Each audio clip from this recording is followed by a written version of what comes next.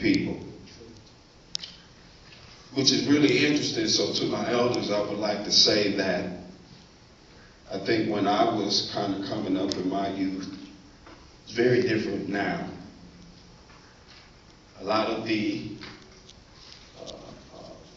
elders and scholars that you speak of and talk about and their theories and their way of approaching the world, I used to evaluate my friends based on those words. That was very common. You got that new Naim Akbar book. If you don't got that new book, I don't know if we could really hang out. If you're not up on that. Do you know certain peoples? You start name dropping, see what they know. Have you ever really read or know of the motherfucker and the original motherfucker? Do you really know that word? You evaluate your friends. See, some of y'all just went blank. That's what I'm saying. You have no idea where that came from. Do you really know the two-cradle theory? We really used to evaluate our peers on your library. Just 10 years after that, there are no more black bookstores. And a lot of the names that you're quoting and you're dialoguing about that we should know, that should help drive, I guess, our practical application, we're nodding our heads. Yeah. We have no clue. None. You can grab 90-95% of the students on this campus, and they not only do they not know Dr.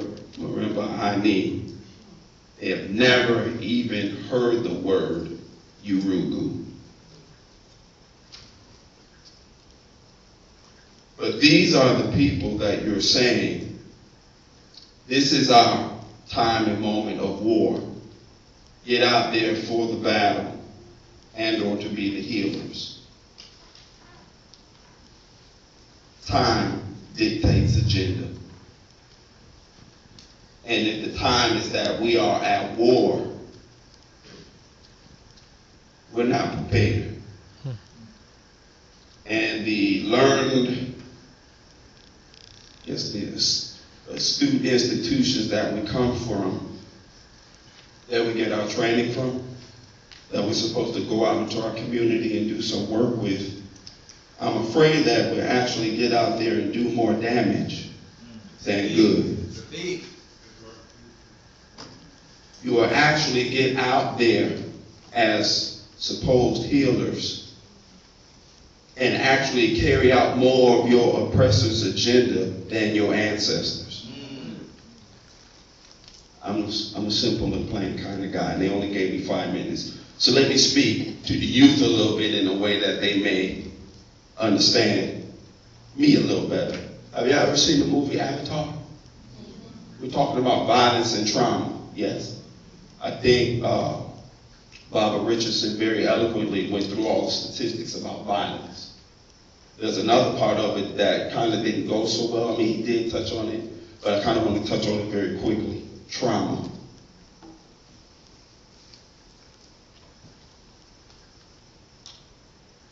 When you look at the movie Avatar and you kind of survey history a little bit of our experiences here in America, the biggest trauma I think that African people have experienced came at the level of disassociating you and your process of venerating your ancestors at the expense of venerating your oppressor's ancestors. In the movie Avatar, what was the chief objective and goal? It was to take out the what? The ancestral tree. It was to take out the ancestral tree. The roots. Erase all their ancestral knowledge and memory. It wasn't dropping bombs on the people. They didn't care about the avatar beings. They wanted the tree. As African people, I think we find ourselves very clearly with that type of objective and agenda. So I wanted to say this then, that Dr. Bobby Wright highlights something, and I think all of our scholars did, and Dr. Richardson did as well, the preeminence of spirit. But Dr. Bobby Wright cautioned that we should be very, very aware that there's a difference between spirituality and religion. Okay? So he poses this question. With all that has been said about slavery and the Ma'afa, we know that there's a couple things. We did not get good food. Yes. We did not get good clothes. Yes. We did not get good or adequate housing. Why do we think they gave us good religion? Come on, brother. Why? So I think I know two of the worst jobs that people can have. To be a teacher in a classroom full of people who don't want to learn, and to be a healer in a community of people who have no idea that they're sick. The worst jobs that you can have. Dr. Bobby Wright says the only contradiction that black folks have is that there are no contradictions. So literally, and I know this to be true, that black folks don't like going to the doctor. And then that's when they can tangibly see that they have extremities rotting off. They will not go to the doctor.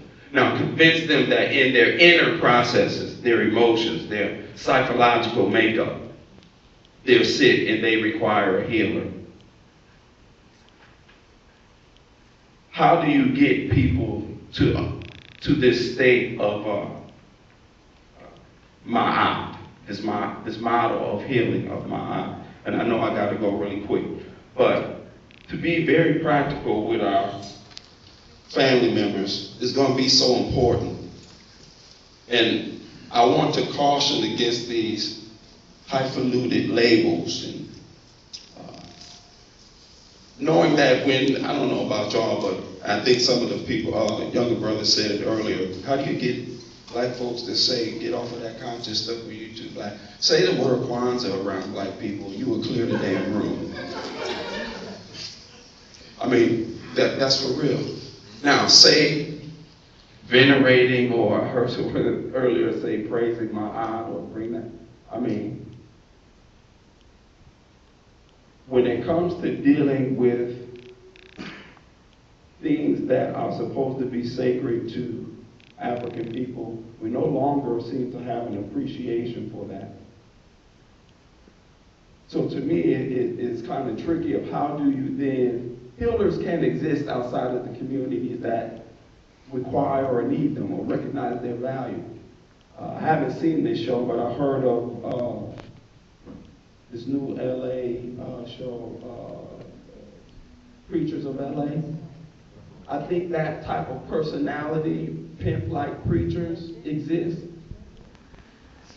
because whole-like congregation members invent them. Okay? I'm just a simple kind of guy, I'm just saying. Mm-hmm. So if we then are saying that as African people, and time does dictate the agenda, and I'm going really quick here, so forgive me. The people are going to have to first recognize the illness or the sickness before we can have healers trained to do the healing. And there's a whole new or different level of study that has to happen. And I guess that was my point of warning the elders that something is a little different about our knowledge base. We don't quite read like we used to. We don't quite research like we used to. And I think Mama Marimba said something very spectacular out of the question that modality will kind of ensure the, I had it here earlier. What did she say that modality? There was a question about the debating that scholars do now. Our scholars argue. That's how they prove themselves. Whose ass is the blackest? I could not imagine Dr. John Henry Clark battling with Asa Hilliard, arguing about whose theory was more prevalent. They fit like puzzle pieces. That's not the climate that we're growing in now. It's much more chaotic and fragmented. So we really have to get back to answering some very baseline questions here. One then being that there has to be that level of continuity between the community and their healers. And we need very clear distinction or a list or agenda of what are actually Ma'afa disorders. And one of the things that I really wanted to touch on is this new field of epigenetics. I don't know if y'all got into that, but again, we've been saying this all along, that you are the sum total of your ancestors. No, you can't pass spirit to no. Now all of a sudden, the dialogue and the terminology is that your ancestors whisper on your genetics. The trauma and or the conflict that your ancestors had life before are now determining the expressions of your genes. They're no longer off and on. Now they have dials. Turn up, turn down, express, don't express.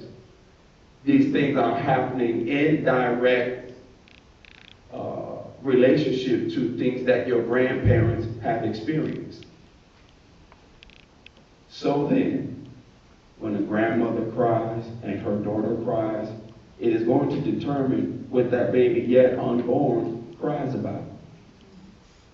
When we speak of veneration, truthfully, honestly, we have to get back to seeing the divinity expressed in our own bloodline.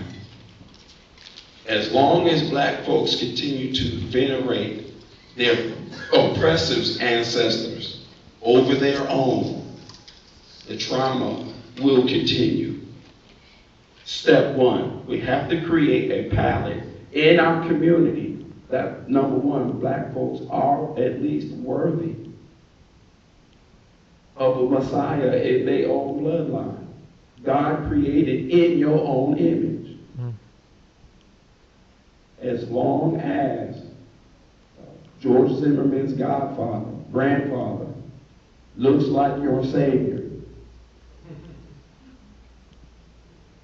I think this struggle will still continue, and the word Kwanzaa will still clear the room. Thank you.